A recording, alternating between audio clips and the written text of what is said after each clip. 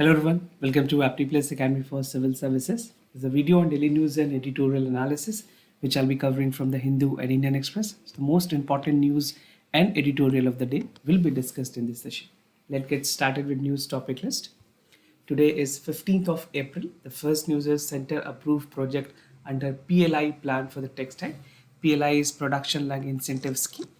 Second, Navy looks for indigenous chopper variant. We'll see the detail about this as well. Third, India faces tight fertilizer supplies. We have seen that during the ongoing crisis between Russia and Ukraine, the major sectors in India has been impacted. The fourth news is Russia warns against NATO enlargement. And the last is an editorial widening the data gap. So how the data gap is widening in country, this editorial gives you a brilliant insight about that. Apart from this, at the end of this video, there will be MCQ based question. These questions will be based on current affairs that will help you for the upcoming prelims examination. So without any further delay, let's get started.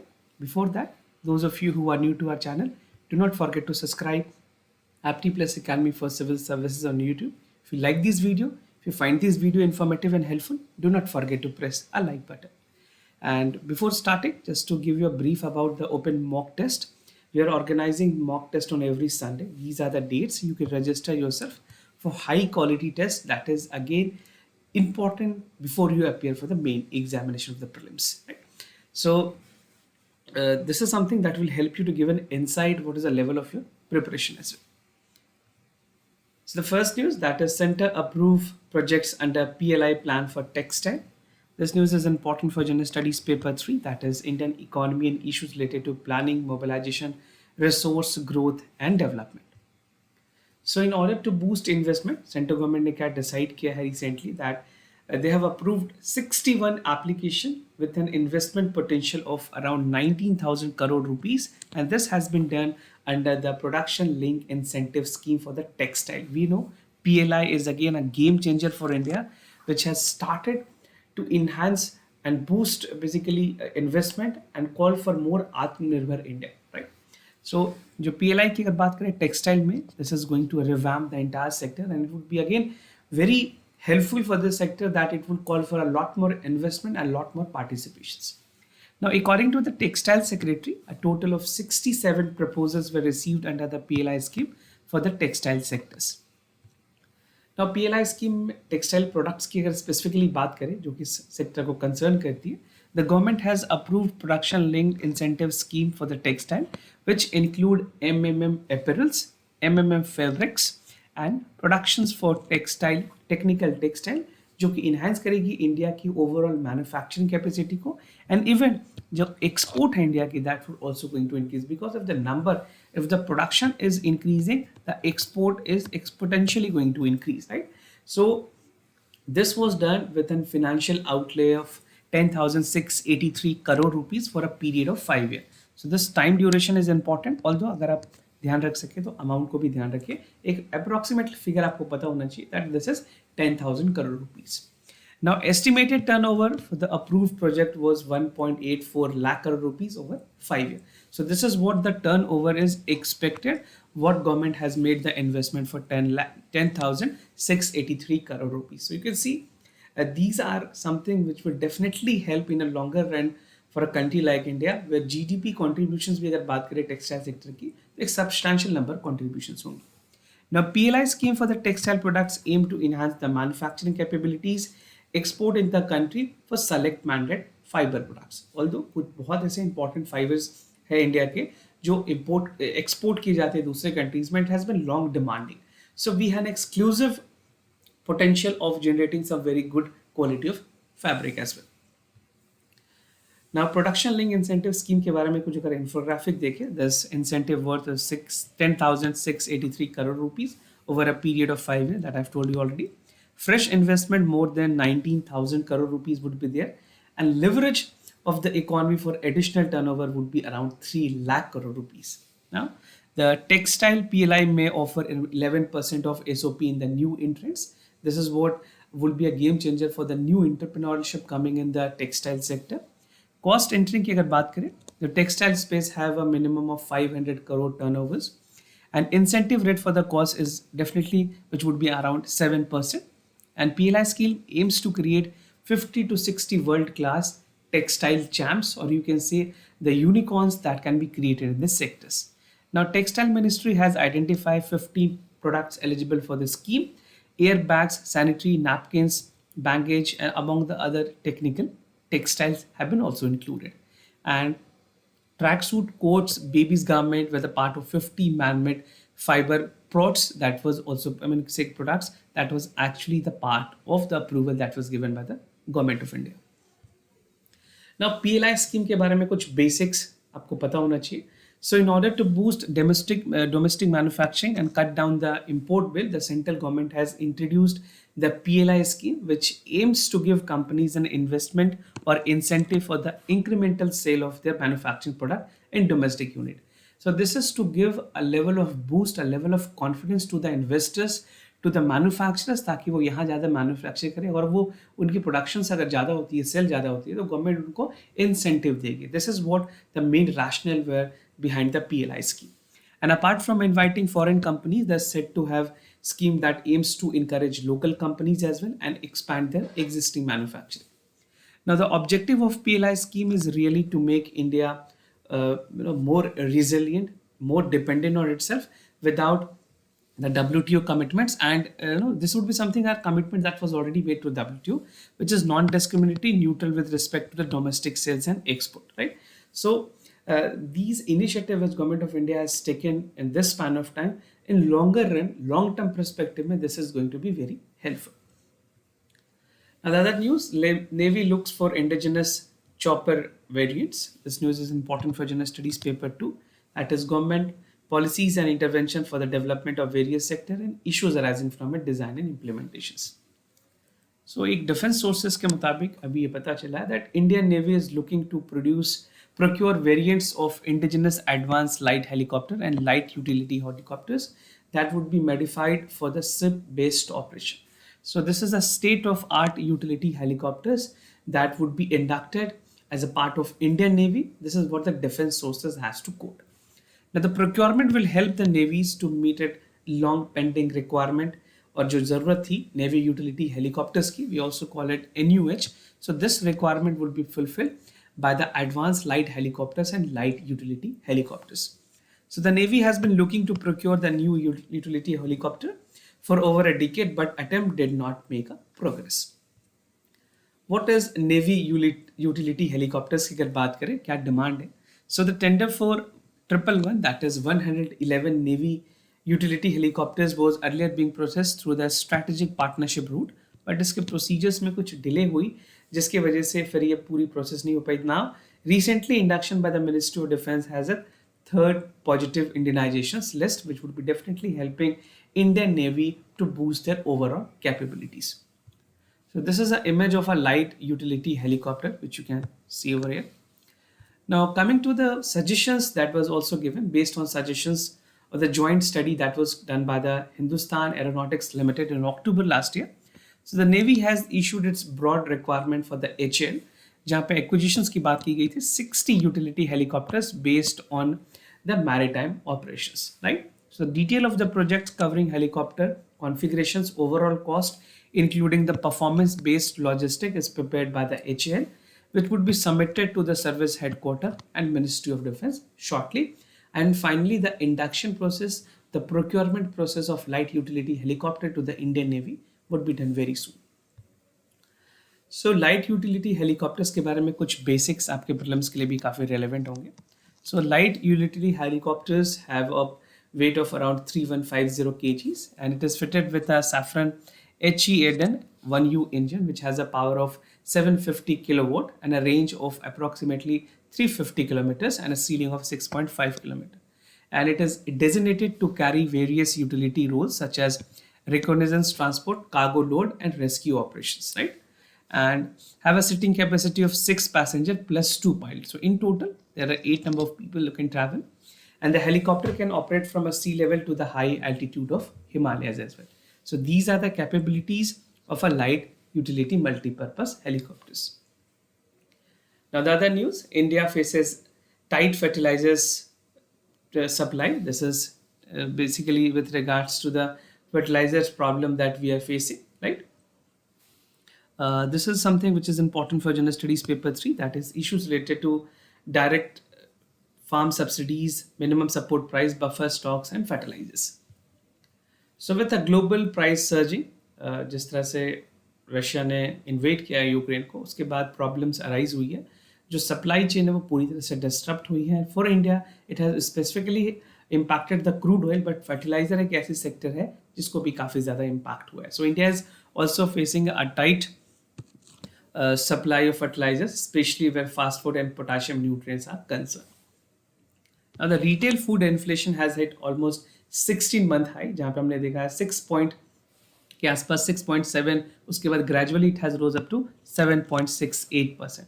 So this number, this inflation rate is although getting surge only. From March, the Kharif crop plantation are commencing from the June. So आने वाले जो seasons होंगे उसमें भी काफ़ी ज़्यादा impact देखी जा सकती है. Now, fertilizer stocks की अगर बात करें, the country opening stock is on 1st of April 2020 is estimated around 2.5 million, right? उसमें अगर डाई अमोनिया फास्फेट की बात करें, इसको DAP भी कहते हैं. This is 0.5 metric ton.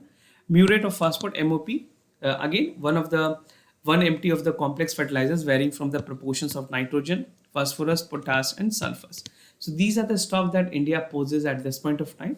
And India की जो एनुअल कंजप्शन है वो 9 to 10 मेट्रिक टन है for DAP and NPKs beside the 4 to 5 of MOPs. But again the shortfall is definitely there, which what would be the repercussion, what would be the impact? जो price rise है, जो hike होगी fertilisers में, that will definitely impact the farmer in a longer run. Roughly 45% of the sale happened during the April-September and 55% in the balance October और अक्टूबर से लेकर के जो मार्च तक के महीने थे उस टाइम में. Now, what is the solution to this problem? Definitely, government has to look upon. An industry expert has said a similar international supply crisis that felt center should officially suspend so-called the nutrient-based subsidy or non-urea regime. Now, secondly, the government should promote use of single super phosphate, जिसको SSP भी कहते हैं. ये ऐसी और complexes हैं. Basically, this would help to get more nutrient to the fertilizers as well. And a consent campaign is needed for a wean away from the farmer with high analysis of fertilizers like DAP and MOP, which is not greatly impacting the crop yields. Now, Russia warns against NATO enlargement. This has been Russia's stand when it's come to the NATO. And this something is important for General Studies Paper 2, effect of policies and politics for developed and developing countries. So in a fresh warming and in the latest development to the Ukraine crisis, Russia has warned and cautions that any further expansion of NATO for the Finland and Sweden land is considered to be a disastrous for this country. What they have said, that even some attack, or you can say nuclear attack possibly can be done. So we are not confirmed what is going to happen, because Russia has said everything differently and they have acted everything differently, right? So the Russian government spokesperson has stated that the alliance has remained a tool of confrontations, and Russia will deploy a nuclear weapon for Finland and Sweden if it join the US-led alliance. This is what the Russia categorically has to set in its defense or in its clarity of this time. So the report was published in the Time magazine that has said that the countries could join NATO early this year, right? So this summer it is expected that ये join करेंगे NATO forces के, but again Russia ने warn किया है, so this would be again very important for countries to take everything into considerations. Now, Finland और Sweden की अगर stand की बात करें, Finland basically sharing 1300 kilometers of border with Russia. I will show you a map as well, तो आपको थोड़ी clarity होगी. और फिनलैंड के जो प्राइम मिनिस्टर है, उन्होंने कहा है that the decision of mid summer or whether is apply as a member, they would be looking for applications to the NATO. And Finland is one of the 6 countries in Europe that keep away from the NATO. And Sweden too has a history of neutrality in the world politics. And NATO official has recently told CNN, this is the news agency, that both countries were serious about getting the Western allies and expansion of Russia, the Ukraine. Now, looking into this map, you'll get a clear idea. This is Finland, which share the boundaries with Russia. Again, this is Sweden here. This is Norway. This is Denmark. Now, for you, it is becoming important as a map कि आपको ये पता होना चाहिए gulf of बुथोनिया कहाँ है, Baltic Sea कहाँ पे है. And again, some of the other important would be part of Germany here. You can see this is again Belarus, Ukraine. So ये ऐसी चीजें हैं बाल्टिक सी के अलावे भी जो आपके एग्जाम्स में पूछे जा सकते हैं and even you can look for the other countries which is lying in this region in the Northern Sea. Now, NATO expansions की अगर बात करें since 1997, you can see the list of the countries joined NATO's before 1997, the blue in color, and the purple in color is the NATO countries that have joined since 1997, right? So these are the countries, the total members as of now is 14.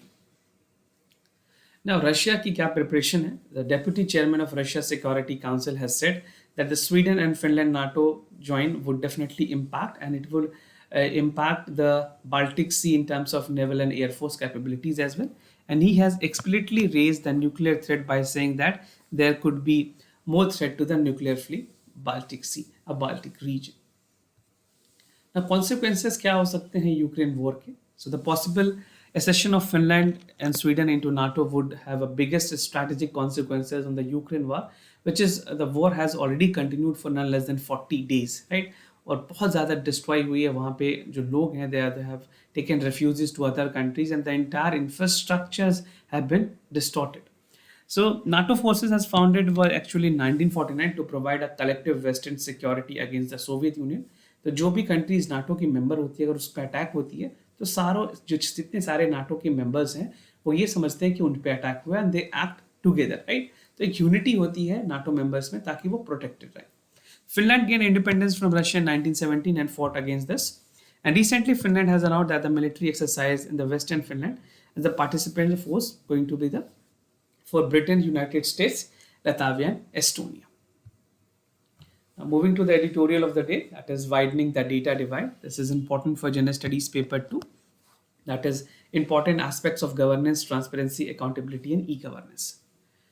So this is a brilliant editorial which is written by 3 important editorial authors, and the entire editorial has been segregated in 4 important subheads to give you a better understanding and a simple understanding of this editorial. First is the informed public discourse, privacy concerns and the risk and misuse, undermining the data and policies, and conclusions. तो पूरे editorial की जो theme है that talks about the data privacy and the misuse of data that was actually collected by the government of India. So data collection exercise की अगर बात करें, it provide an opportunity to improve the life and pyramids in a difficult way, right? So जो different type of domains होती हैं उसमें एक ऐसे काम कर सकती है data collection जो कि policy formulation में काफ़ी ज़्यादा help करेगी. Now in this context, the data on the migrant has meticulously collected during the pandemic, but effective policy में जो उसकी implementations होनी थी was not actually done. So the economic survey focuses on improving the quality and quantity of data for better and quicker assessment, but it has not substantially given a result which was expected. तो government ने जिस context के लिए data collect किया था, जिस purpose के लिए डेटा कलेक्ट किया था, उसकी इम्प्लीमेंटेशंस नहीं हुई है policy, right? But a little attention has been also there in access to the data by citizen, ignoring the critical data of healthy and public discourse where the issue of policy relevance still not exist, और इसमें अभी भी इतनी बड़ी vacuum है जो government इसको fulfil नहीं कर रही है. तो इन्होंने कंसर्न रेज किया है कि वाई डेटा वॉज कलेक्टेड, चाहे वो आधार हो, वैक्सीनेशन हो, बहुत सारे ऐसे पॉलिसीज़ हैं जहाँ से डेटा कलेक्ट हुई, बट उस कंटेक्स्ट में गवर्नमेंट ने कुछ पॉलिसीज़ ऐसा नहीं बनाया जो कि एक्चुअल में हेल्प करे ग्राउंड में practically.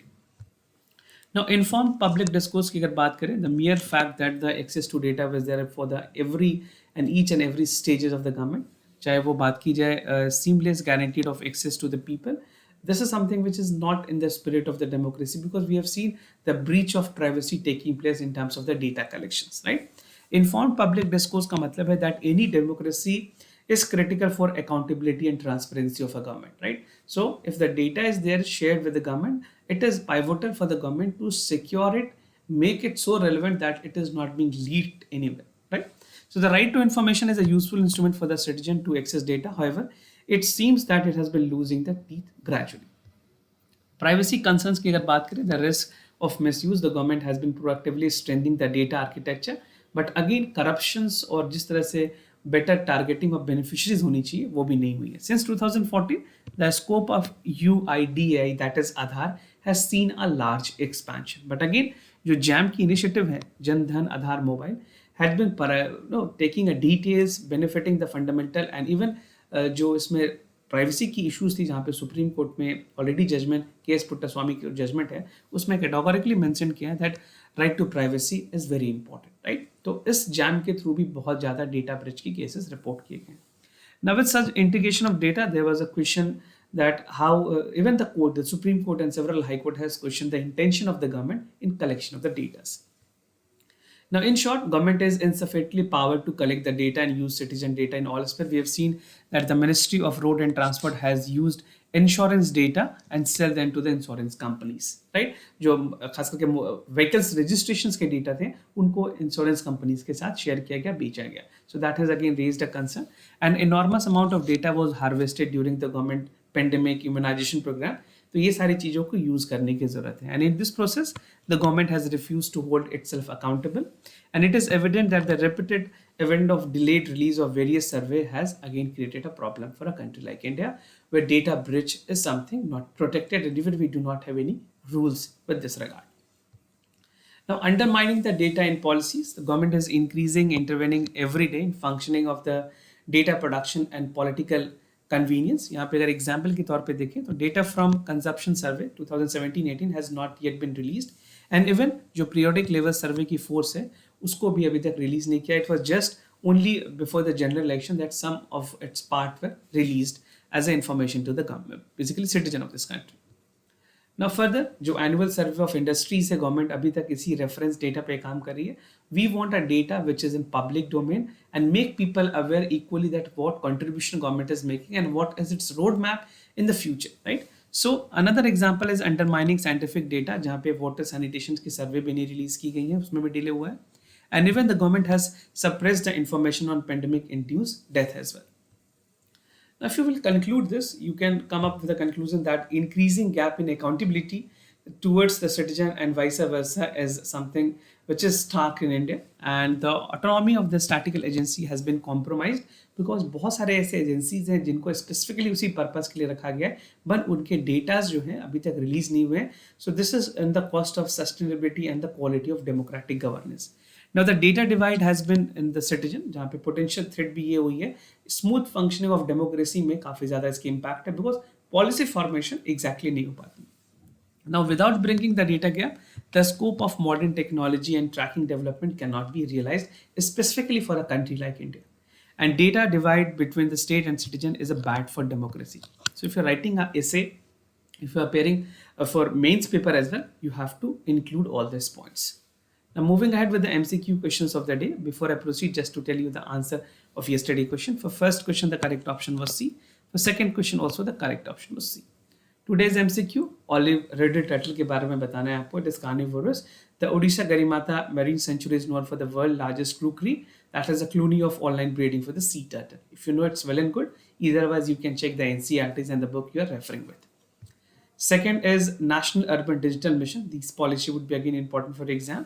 Ministry of Communication has launched the National Urban Digital Mission. It will create a shared digital infrastructure for urban India, progress through a three pillar, that is people, progress, platform, holistic support to the citizen and towns. So these are some of the important policies that would be important for the upcoming prelims examination as well. This was all about for the daily news and editorial analysis followed by the MCQ questions. If you have any other concern, you can let me know. I'll be more than happy to assist you. For time being, I'm signing off. Thank you so much for watching this video.